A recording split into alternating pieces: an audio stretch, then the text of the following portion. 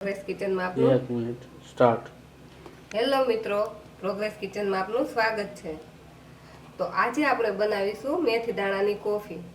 આ કોફી પીવામાં એટલી ટેસ્ટી લાગે છે કે ખબર પણ નહીં પડે કે આ રેગ્યુલર કોફી છે કે મેથી દાણાની કોફી છે. તો ચાલો કોફી બનાવવાનું શરૂ કરીએ. મેથી દાણાની કોફી બનાવવા માટે મેં અહીં એક વાસણને ગેસ પર મૂકી દીધું છે. તેમાં આપણે 2 ચમચી જેટલી મેથી નાખીશું અને આ મેથીને એકદમ ધીમા ગેસ પર આપણે શેકીશું. આ રીતે એકદમ ધીમા ગેસ પર આ રીતે સતત હલાવતા હલાવતા તેને આપણે શેકવાની છે. તો 1 મિનિટમાં જો આપણી મેથીનો કલર પણ બદલાઈ ગયો છે અને તે આ રીતે ફૂટવા લાગી છે. હવે આપણે આને અડધી મિનિટ માટે શેકીશું. શેકીને આપણે એને એકદમ કાળી નથી કરી નાખવાની, પણ બ્રાઉન કલરની થાય ત્યાં સુધી એને શેકવાની છે. જો વધારે પડતી આપણે એકદમ કાળી કરી નાખશું શેકીને તો મેથી બનશે ત્યારે એનો ટેસ્ટ કડવો આવશે. તો વધારે પડતી આપણે એને શેકીશું અને તે કાળી થઈ જશે તો જ્યારે કોફી બનાવશું ત્યારે કોફીમાં કડવો ટેસ્ટ આવશે. તો આપણે આ મેથી શેકાઈ ગઈ છે તેને આપણે એક ડીશમાં કાઢી લઈશું. કેમ કે જો આના વાસણમાં રહેવા દઈશું તો એ વાસણ ગરમ હશે તેના લીધે આપણી મેથી દાજી જશે. આ રીતે નીચે કાઢી અને ઠંડી કરી લઈશું. તો આપણી મેથી હવે સરસ ઠંડી થઈ ગઈ છે. હવે આ શેકેલી મેથીને આપણે એક મિક્સરની જારમાં લઈ લઈશું અને આને પીસી અને એનો પાવડર બનાવી લઈશું. જો ઘણા લોકો આખી મેથીમાંથી ડાયરેક્ટ કોફી બનાવતા હોય છે તો તેમાં જલ્દીથી કોફીનો ટેસ્ટ પણ નથી આવતો અને આપણી મેથી વેસ્ટ પણ વધારે જાય છે. તો આનો આપણે પાવડર બનાવી લઈશું. તો આપણી મેથી પીસાઈને સરસ આ રીતે કરકરો એવો પાવડર તૈયાર થઈ ગયો છે. હવે આ પાવડરને આપણે સ્ટોર પણ કરી શકીએ. જો આ રીતે પાવડર બનાવીને રાખેલો હોય તો આપણે જ્યારે પણ કોફી બનાવવી હોય ત્યારે ફટાફટ બનાવી શકીએ. તો હવે કોફી બનાવવા માટે આપણે જેમાં કોફી બનાવવી તે વાસણમાં આપણે 2 ચમચી જેટલી ખાંડ લઈ લઈશું. આની જગ્યાએ તમે સાકર કે ગોળ ગમે તે વાપરી શકો.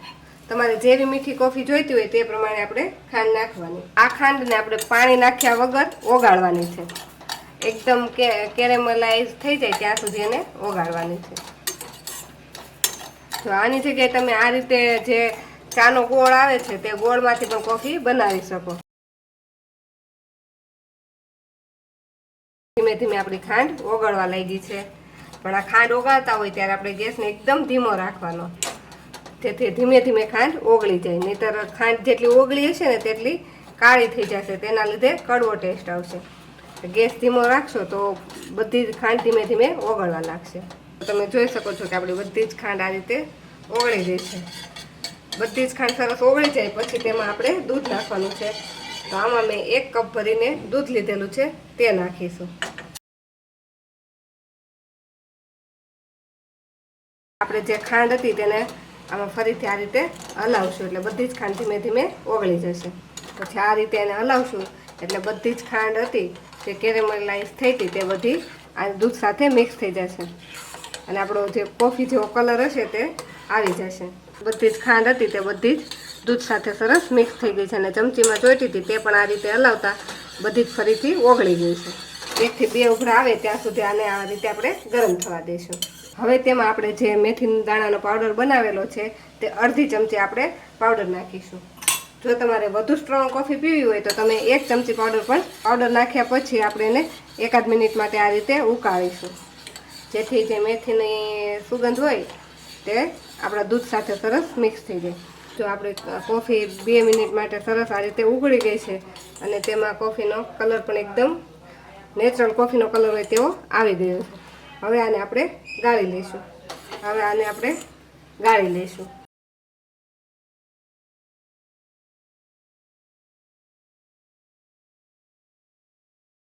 તો આપણી મેથી દાણાની કોફી બનીને રેડી છે. જો તમને અમારો આજનો વિડીયો ગમ્યો હોય તો અમારા વિડીયોને લાઇક કરો અને પ્રોગ્રેસ કિચન ચેનલને સબસ્ક્રાઈબ કરો.